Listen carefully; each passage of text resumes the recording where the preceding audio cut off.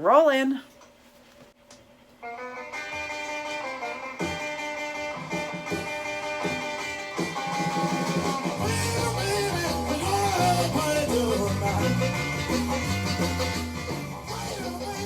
Hey everybody, my name's Metal Mary, and over here, this is Maxx.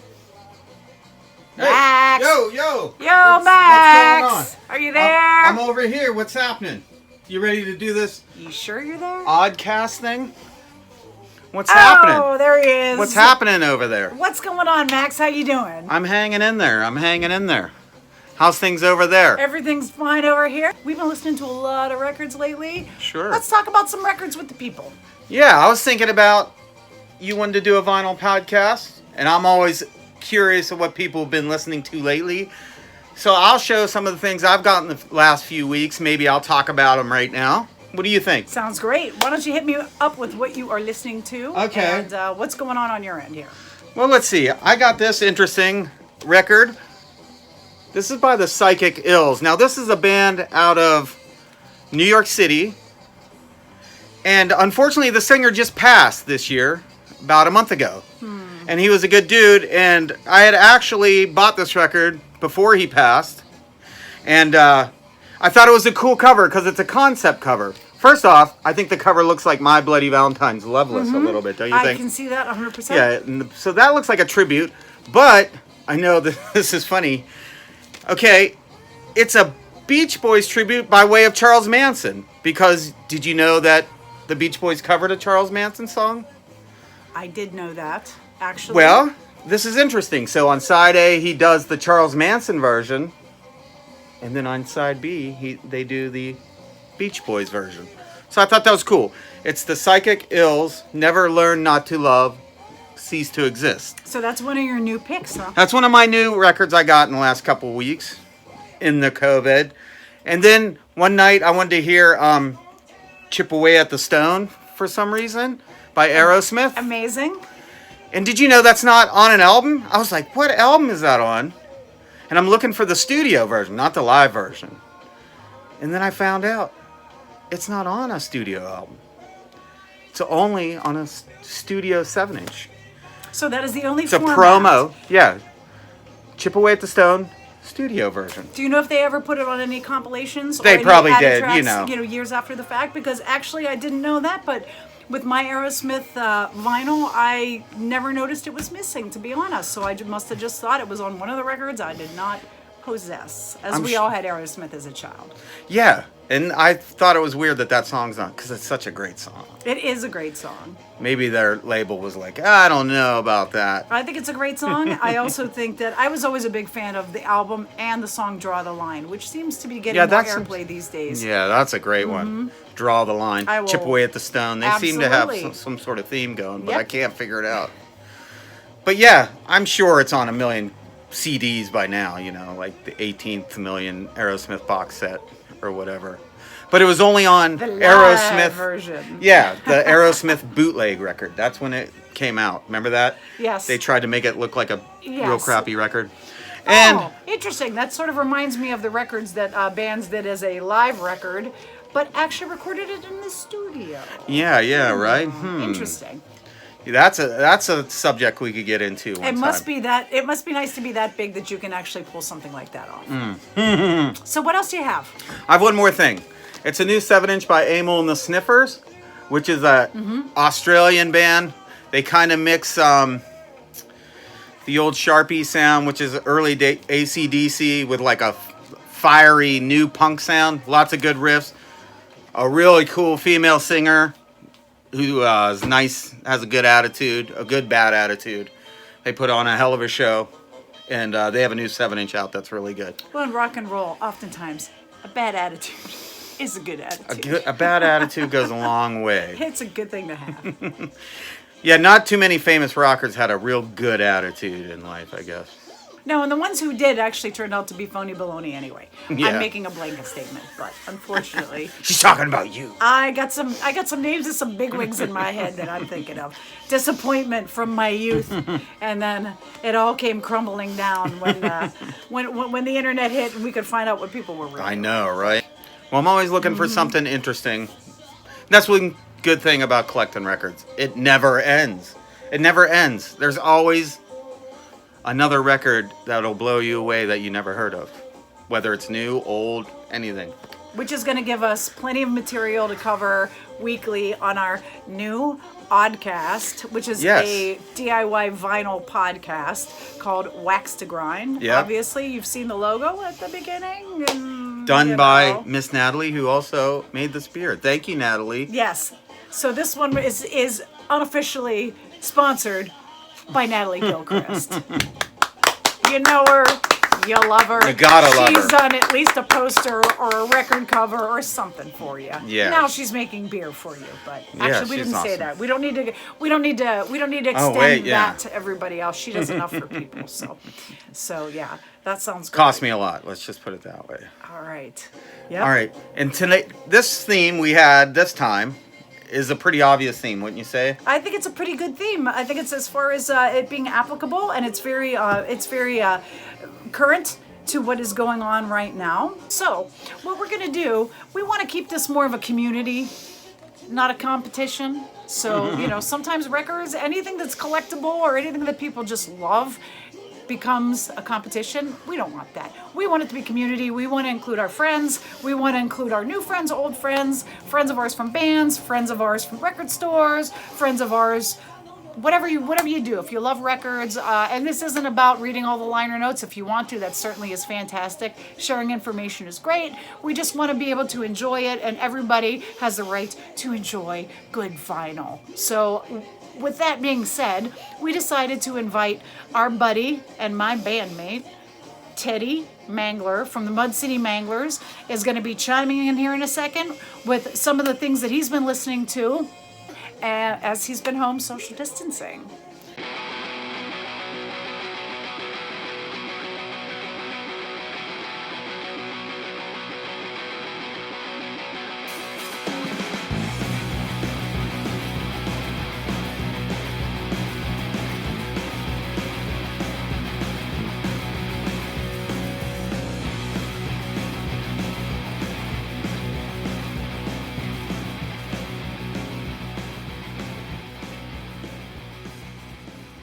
Most of my records are like they're up in the third floor of the house.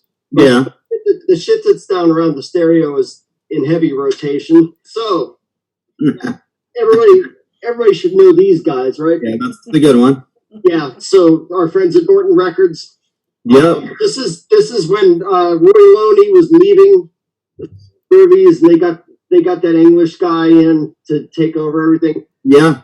It's all like really good covers. Yeah. Do you like all the Flaming Groovies, or are you a period? I'm a big I think Flamingo and Teenage Head. That's probably the best they did. But I'm an idiot guitar player, so I like that kind of roll garbage. Yeah. It went really pop after that. Yeah, That's when Zero took over everything. Yeah, so going back to Cleveland, yeah, I mean that's album, and that was re-released on Crypt Records. Tim Warren is a fucking saint. he's a maniac too, man. Yeah. Now, the best AC/DC album ever released is Powerage. That's your favorite, huh? Yeah, Gone Shooting. It's like, it took me years to figure out that was a song about somebody overdosing on heroin. But there you go. I don't think I even realized that. Oh yeah, started coffee with the same spoon. Yeah. Oh, okay.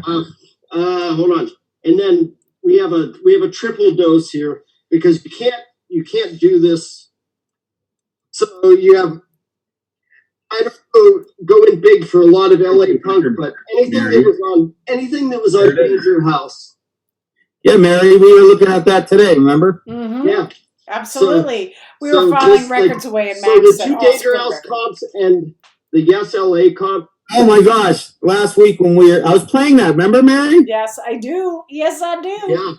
So that's nice. LA, this one has the original version of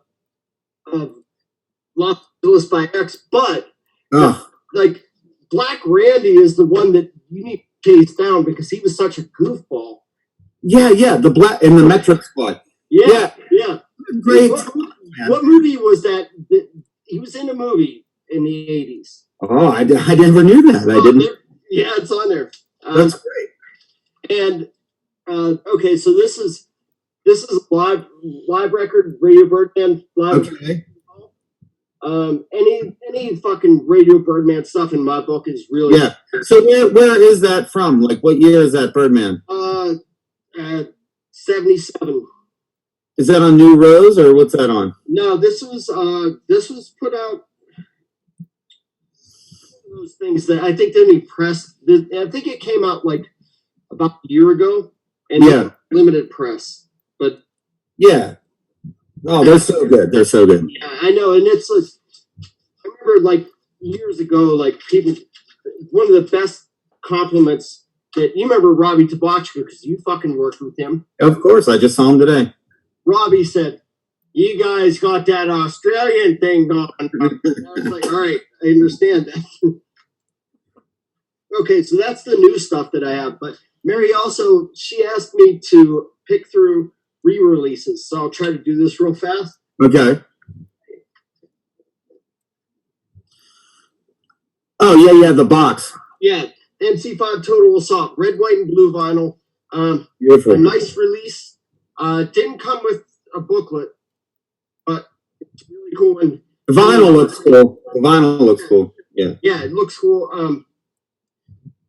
Not that any of us don't have those, but talking about the COVID album, so this one fits in between a re-release and the one that you'd take on a desert island.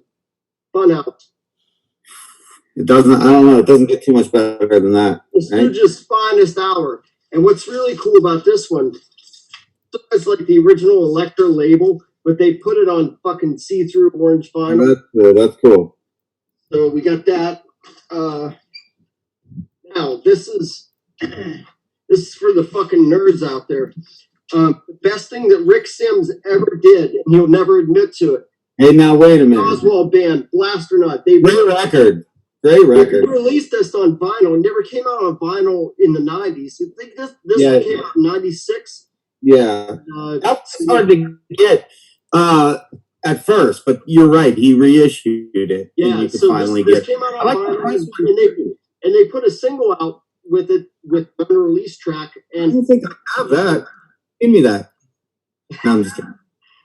No, I love that first record with the girl's arm down, you know. Yeah. Did you guys see the Gaza Strippers at the pub? Yeah, we played with them. I remember going out to see them out at the Grog Shop, I think it was. Yeah. Like on their second album. And I knew that I had heard he was like pissed off about being asked about the Lee Harvey Oswald band. So of course, I met that Lee Harvey Oswald guy in Atlanta. He worked in the tattoo shop. Yeah, that was Savick End. He actually legalized tattooing in Athens. Oh, really? Yeah. And now he says he works with prisoners. Okay, so on the next line around of reissues is there it is, yeah. That motherfucker. Mm-hmm. I don't know if I've seen that. Yeah, this is. Was that everything? Is that from Mississippi? No, it's mostly. There's 2 records in it. Okay. But it's even too much to flip through. Wow. I mean, this thing weighs almost as much as I do. Hold on, I'm trying to pull the sleeve out. On the sleeves, they did like a compilation of Dead Moon tattoos. Oh, that's great, yeah. Which Bob Spieler and I were like, well, why didn't they let us in on that? Yeah, you didn't get in on it. It's a European release, so. And the last one this one is like, this came out on Smogvale. And Peter Lofner. Oh, yeah. Yeah, who's in Rocket from the Tombs. Is that a single album? I can't tell from here. Oh, fuck, look at this thing. It's like, how much stuff does it have? There's so much. Take the guitar player for it's like everything that he did with like a book in it.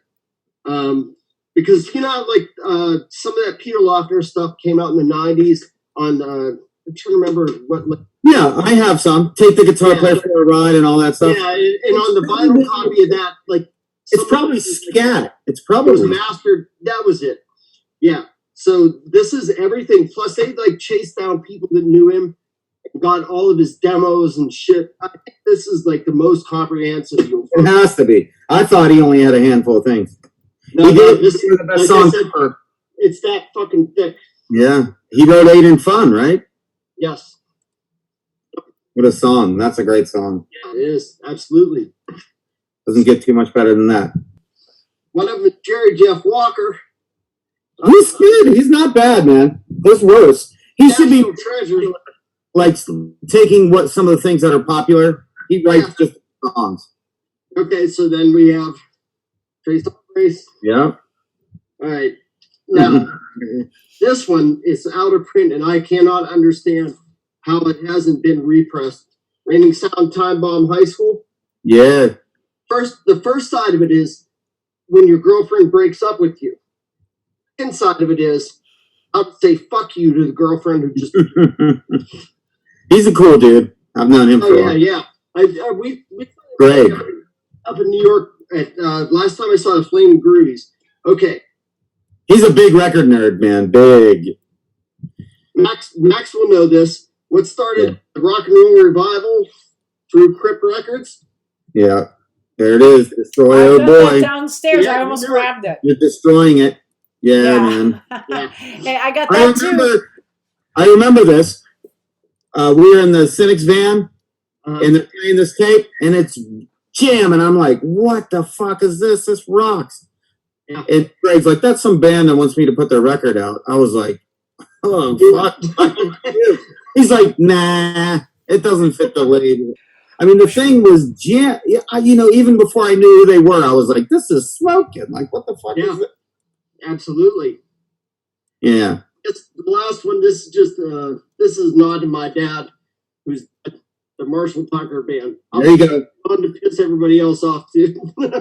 Well, I have a Marshall Tucker band story too. I have a story about every band. When I was a kid, I used to go to the Clearfield County Fair, and my aunt's friends were paraplegic. So since they're paraplegic, I would walk them up to the front. And I could stand up front.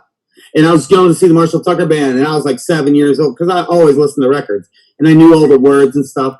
So the girl that was singing backup playing the tambourine, like, made a big deal and handed me the tambourine. I was like, yeah. So we're on the way out, and I'm pushing it. All of a sudden, this big-ass fucking redneck is just like, yoink. He yoinked it right out of my hand. I was like 7 years old. Fucking Clearfield. You're in a band with Mary here, for full disclosure. She plays bass in your band. Well, I got to tell you, I listened to that new stuff that she was playing it. I overheard it. And it sounds great. The bass playing sounds great. Right. The drumming sounds awesome. You. Just obviously Matt, the guitar player, is amazing. I mean, the whole thing sounds great, man. I've posted about it, but. And that record rips, man. If you're in the right mood, it sounds extra good. You know what I mean? Yeah, so, I think you'll have success with this one too, man. I hope you go to Europe or promote it. You know what I mean? Or get with a similar band. Apparently, we're going to Spain. Spain rips, man. That's a rock and roll place, man. Spain may not want us. Now Ted was making comments about everybody doing drugs on holiday. Maybe they're going to be offended. We're going to get... Spain has a lot of drugs. There will be like an excess of like powder things, I think. Yeah. Yeah. So you're going to have a good time with that. You don't have any shows scheduled, I guess. No COVID shows, huh? No, we were supposed to play. A friend of ours is going to put together a vintage dirt bike swap meet and a ride, and we were going to play at it. But it was that's cool. It was supposed to be at the end of this month because we all own a bunch of fucking old dirt bikes, but we just can't do that, and we don't want to get people sick. So I'm just going to wait until it's okay to fucking go out and play. It's going to take a long time but at least we have like this album to work towards, so it keeps keeps my head busy. Yeah. Because it's going to take a while. There's going to be, it's got to get in the queue of getting pressed, Right. So it's going to take a while, and then you have any ideas for the artwork and things like that? Yeah. Actually, it's funny. we went down to this little place that's underneath this concrete plant. It's like a cave. And I don't know if you've ever seen the photos of the Manson family in that cave. I took my own picture in that cave. At the button? At Spawn Ranch. Oh, okay. So you know what I'm talking about. It's just a little overhang. It looks bigger than it is. We have the low rent Spawn Ranch. So we went down there and we took a photo. And because a friend of ours paid for the album to be recorded, when this label in Sweden picked it up, I said, okay, you're not paying for the recording, so we want a gatefold. So we have a gatefolded photo of the whole thing. Oh, nice.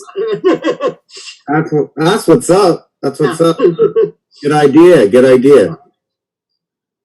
Do you sing any on that record, Mary? Nothing at all. No, nothing at all. Mary stays in the background. She's like, fuck these guys. I just want to hang with Brian. When Brian starts doing backing vocals, I'm going to start doing backing vocals. But until that point, that means never. I am not leaving my wingman. It's not going to happen. Hi, Badger. Your Mud City Manglers record came today. Tell me something. What's a little boy like you doing with big boy smut like this?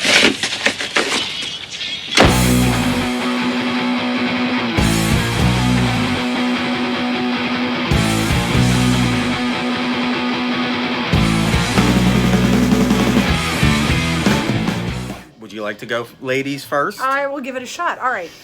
This is the picks that I made were the picks that I have been revisiting and or listening to the most during the last 2.5 months that we've been responsibly social distancing. So everything that I'm picking actually has a bit of a sentimental value to me after it was already stuff that was currently in my collection. So that's kind of how I based my picks. Let's see here. I'm going to start with the Purple Kniff Show. It says the Cramps at the top, which is a bit misleading because what this record actually is it's a press. I guess you could call it. It's not a bootleg. I don't want to put that term on it because it's been getting pressed for decades actually now by Munster Records in Spain. And so what it was though is somebody had taped a radio show that Lux from the Cramps had done in 1984. It was to my understanding that this was either aired on Halloween in 1984 or that it was taped on Halloween and broadcasted later. So I'm not really sure if anyone has thrown some comments about that one. So yeah, anyway, enough about the date that this was recorded. I know it was 1984 for sure. And what it was a radio show, a one-off radio show that Lux had done in Hollywood, California, where he spun, and if you know anything about Lux, he's quite the aficionado for exotica music, weird music, novelty music, garage music, you name it. So what he did is he picked some of his favorites and did this one-off radio show. And somebody had taped it and they pressed it into this beautiful maroon colored vinyl. And it's been in press.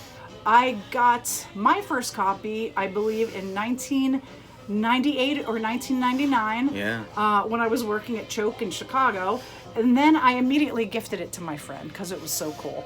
So it's still in press and it comes in here and there, so I was able to get it again, which is fantastic. And one of my favorite things about this record is the opening track, not the title track, I'm sorry. The opening track is by the Swamp Rats from Pittsburgh, Pennsylvania, 66, 67 garage rock, known for their singles. They did a lot of covers. This is a cover. It's a cover of Louie Louie, and that is how Lux starts off the radio show. So this is how the record starts after a pretty cool introduction.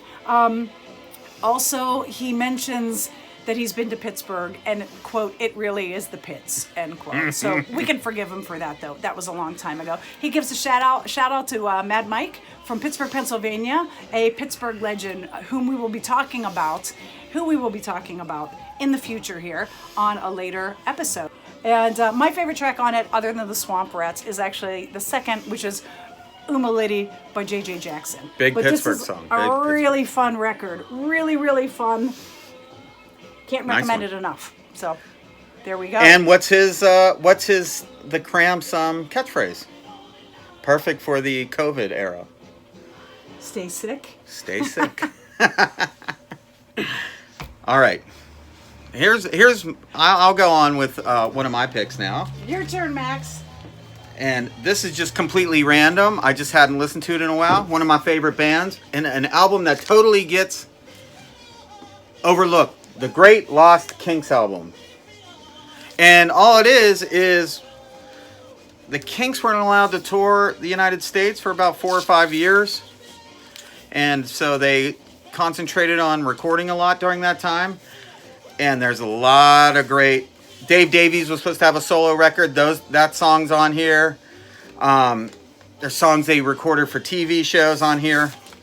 And the more I listen to it, the more it becomes one of my favorite Kinks record. The Great Lost Kinks record. That album, it seems like a throwaway album. And I don't think people pay much attention to it. But it's really as great as any of their albums if you take it as a whole. Fantastic. Really good album. Another one of my favorites. Sentimental favorite, awesome record, New York Dolls. Fabulous. So this is a record that I had picked up. I really became I'd say a true Dolls fan in probably around 1989, 1990 is probably when I really, really was like, not just like, hey, that band's really cool, too, I really love this band. So this is one of the records. I don't know if you guys have ever had a situation where you've been in a band or been on tour or been on a road trip or traveled a lot or moved a lot, where you would sort of always have some, even if it was 10 tapes and then eventually 10 CDs, obviously you can't really take records with you on the road to play in the van, not yet anyway, unless you have quite a setup. So this is one of the top 10 records that I would make sure if I had access to my own music, I would have it on some format to take it with me. So this was essential road trip, touring music, van music. So this is the back of the record, and this photo was taken at St. Mark's and 2nd in New York. This is the place where this was taken, is supposed to be where the egg cream beverage, a New York alleged classic, was cultivated. Wow. Where it was formed. So it is the Permane sandwich of New York City. Can I say I had my first egg cream in Atlanta like last summer? Okay, so what is, can you tell me what an egg cream is, or what does it taste like? It's like vanilla, what was it, man? It was like vanilla with like a soda water?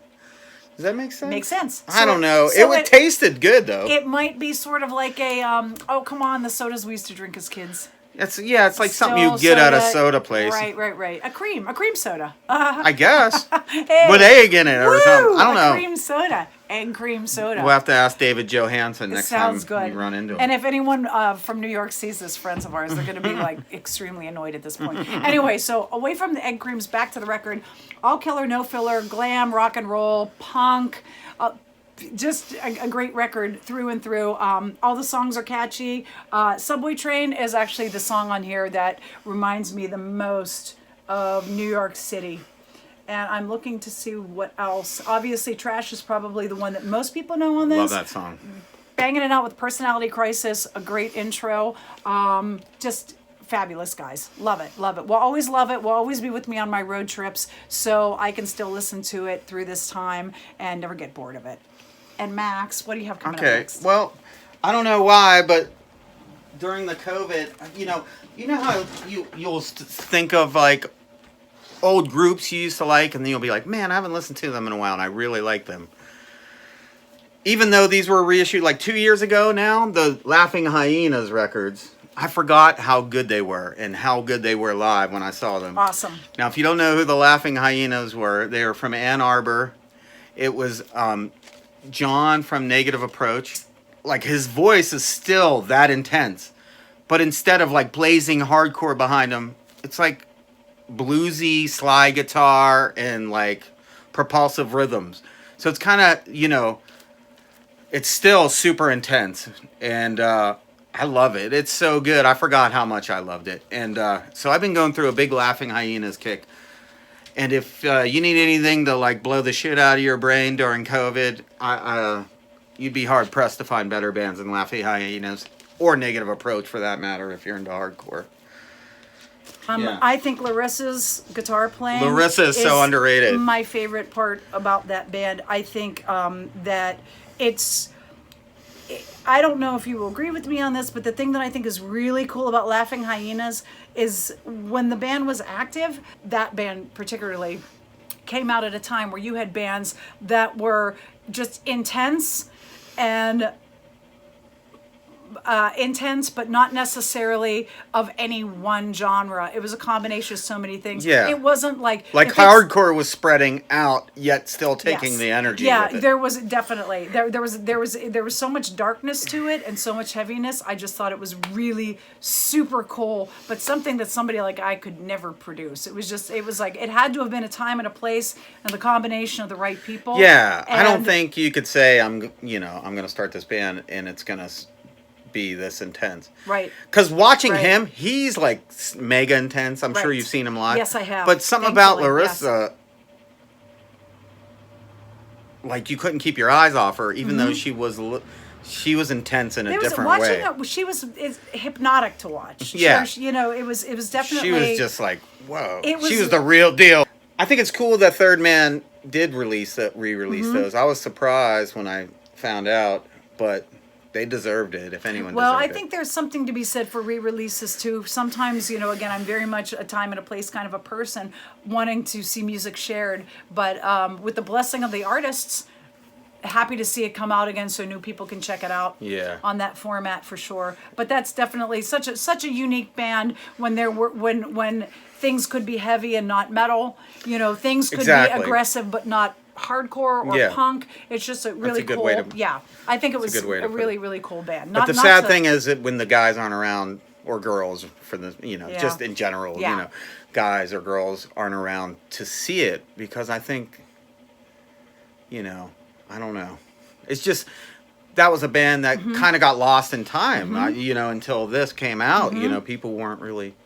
Well, and there's so many great bands at that time. Would they have been? It is a little bit, it is a little bit easier nowadays to not have to necessarily go through the steps to dig as deeply to find it. And I don't mean disrespect. I think it's a good thing that somebody can sort of go down the rabbit hole, find it, have it recommended, and get right to it, so they can appreciate it. Mostly, so the music can be appreciated. Hopefully, with the blessing of the artists. Yeah, I mean, MP3s are good for one thing. Like my nephew hears something I'm listening to and like it, and then later that night he's like, I got 18 of their albums in this folder. It's like, whoa. It took me forever just to get the one record, We could definitely, when people love music, it should be shared with the... And that's one of the purposes of this. With the permission of the artists, as far as that goes. So you share a band that you love, somebody checks it out, and...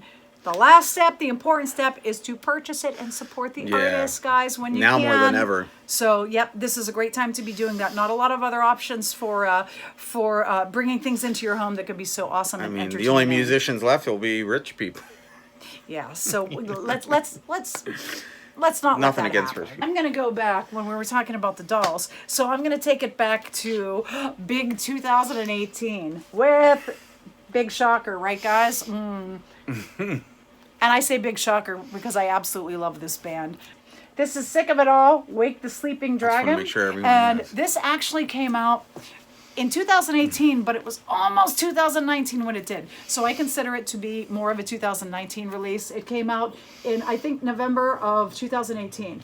So it really caught on, and it really definitely gained momentum in 2019. So if you know anything about New York hardcore or punk or good music, you probably already know Sick of It All. They've been playing for so many decades at this point.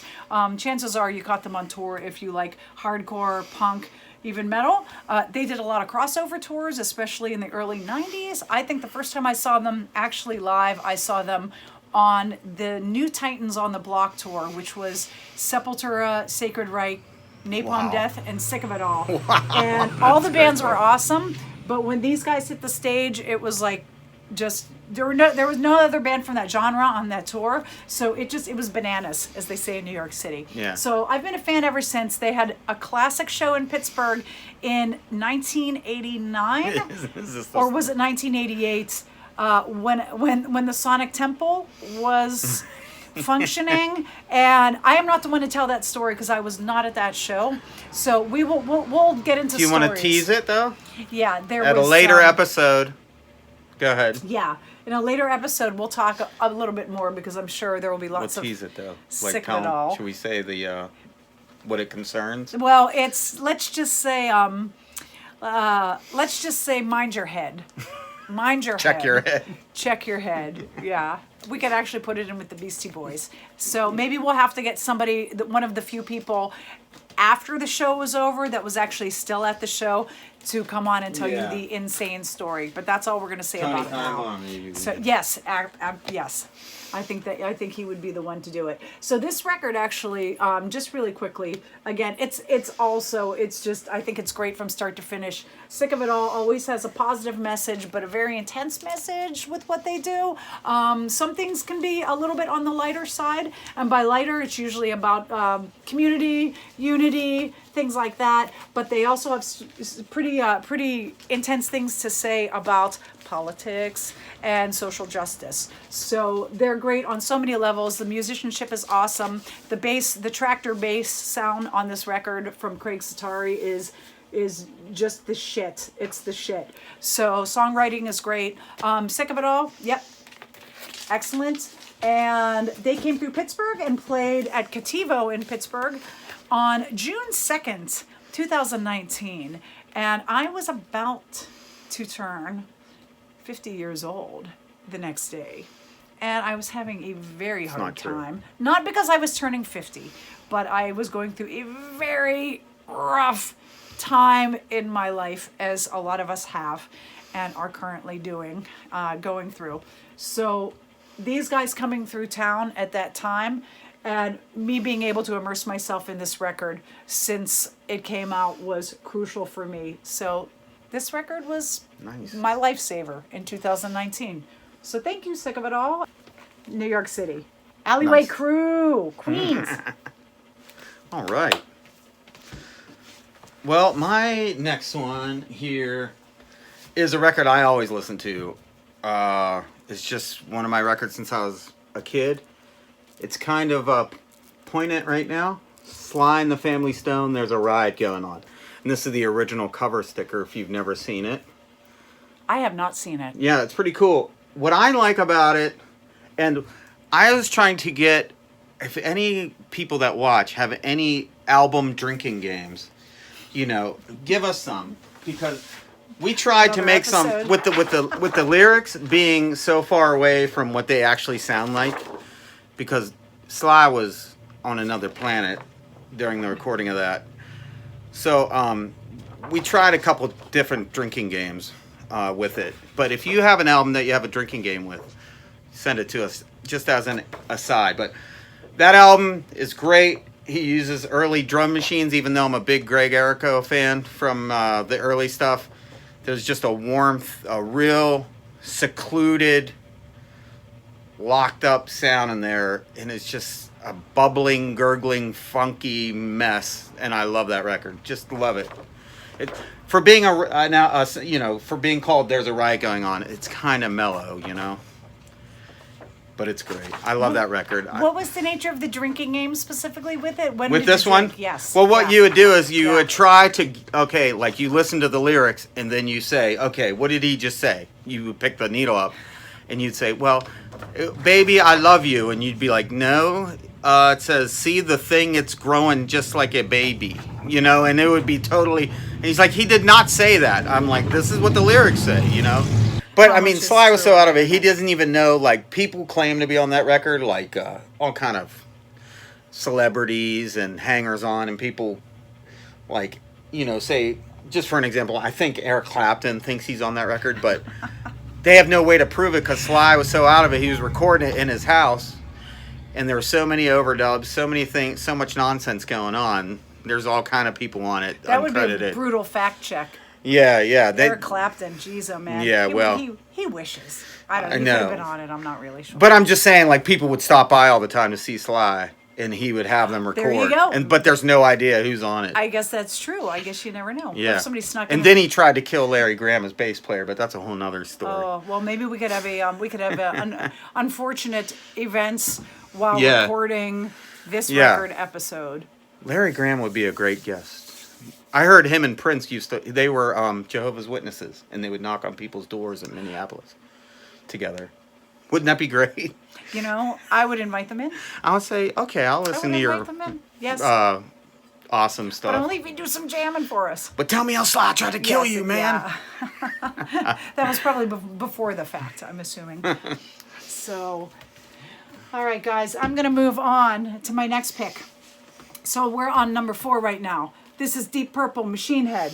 Hopefully we're going to be able to flip the screen. But you guys know what we're talking about. This is our first episode. We're winging it. We're having fun. We don't want to be the ones that are sitting here necessarily just reading off Hey, of stuff. We want to tell speaking you of some stories. Flipping the screen, would you like me to flip the record while I'm over? Why don't you flip the record? All right. And I'll try to be And a I'll little listen. bit briefer and less of a punisher as I'm telling people why I love these records so much. I like So- it. Oh, no! You loved it. Oh my gosh. Okay.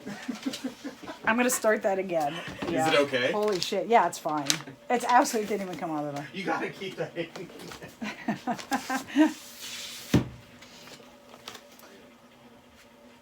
You should be just kidding.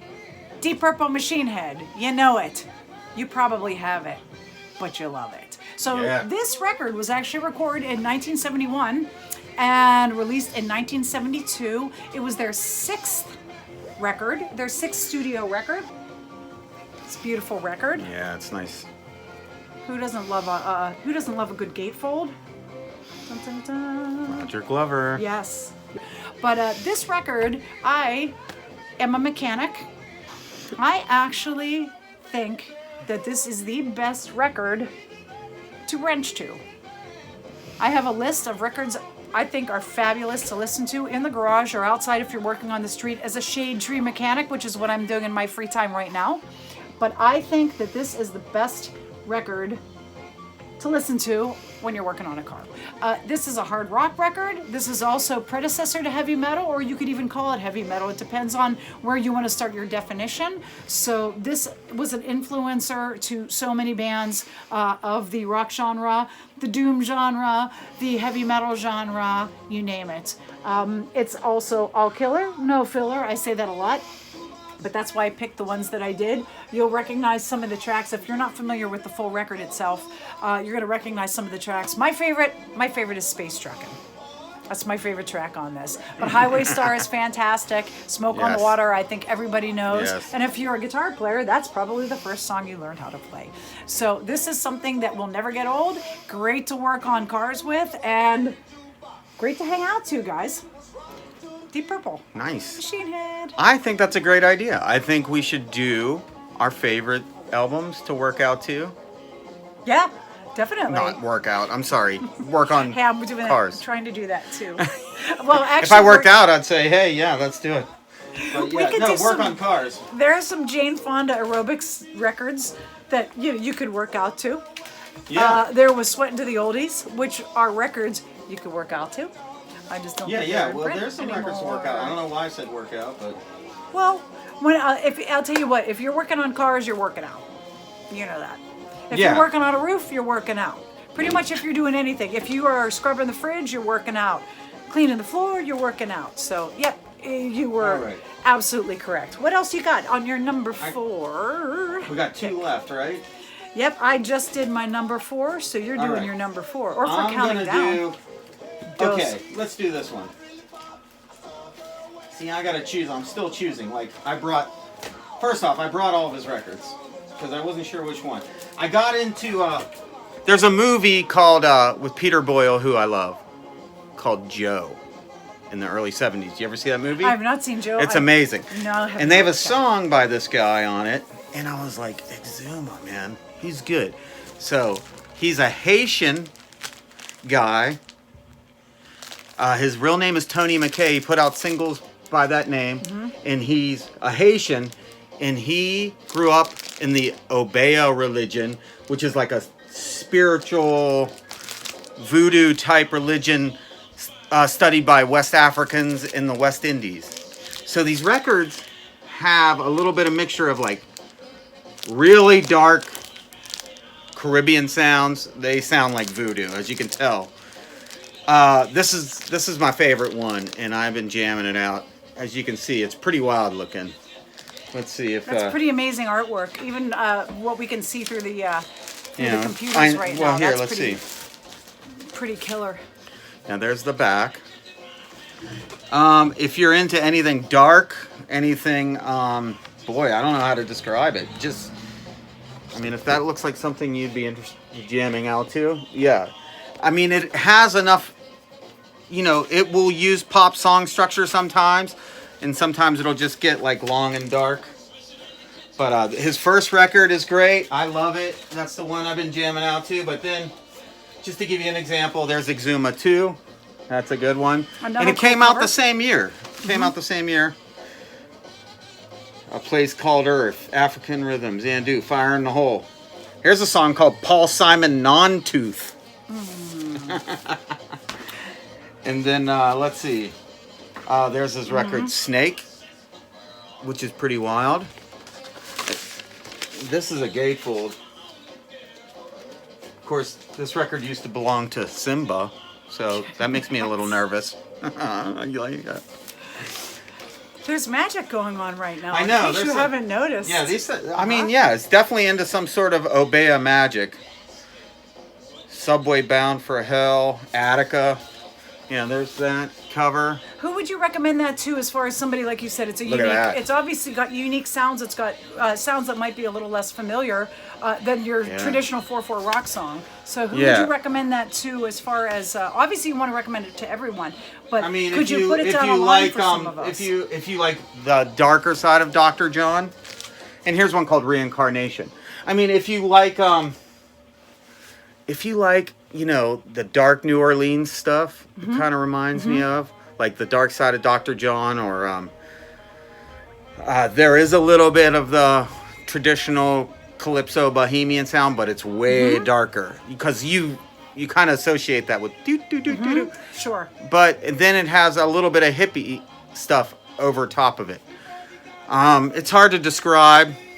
I don't know. I don't even know really what to say. Just tell people if you're into far out music, and if you like dark far out music, if you have pentagrams in your house and things like that, you probably enjoy it. Maybe. I think it's an amazing pick. I'm looking forward to checking it out. Yeah, it's pretty wild. If you if you want so. something totally out of the ordinary that you've ever heard, and you just want to hear something different, Exuma is really good.